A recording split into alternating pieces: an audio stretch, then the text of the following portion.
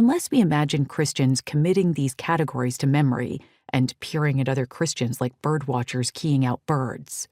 The practical import of these heresy catalogs seems largely elite and internal. That is, these writers construct wrong Christianities as a way to articulate, by means of contrast, the principles of their own right revelation. The focus on heresy only intensified with the empowerment of imperial patronage. Non-doctrinal distinctions between theologians and communities, under the glare of hostile scrutiny, will be magnified to the point that schisms, divisions within a single church, will come to be regarded as heresies as well. In the wake of anti-Christian persecutions, several communities advocated a higher bar for readmission of the lapsed. The Novatianists after Decius mid-3rd century, the Meletians and Donatists after Diocletian in the early 4th. These schismatic groups, too, will eventually be pressured as heretics to join the universal church. Such reclassification had real benefits. Rival churches could be stripped of their assets. Imperially sponsored creeds, generated by imperially sponsored councils, ultimately set the limits of Christian theological diversity.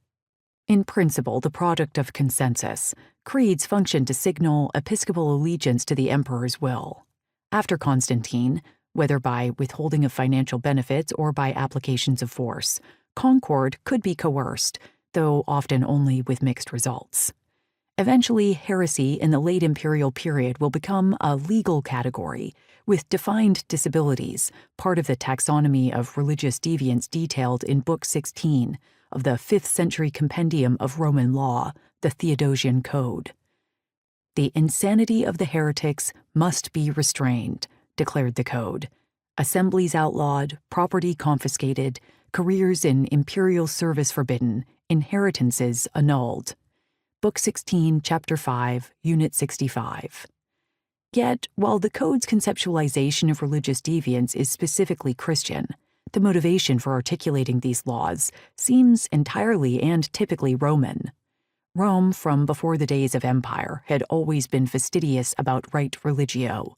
The best way to secure well-being on earth was to ensure that no impiety alienated heaven. This was why, since the days of Augustus, the emperor was also the Pontifex Maximus, greatest priest, charged with overseeing right religio in Rome.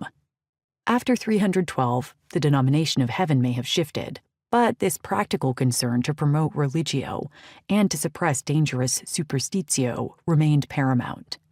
Good relations with heaven were the key to security and well-being, salus, on earth.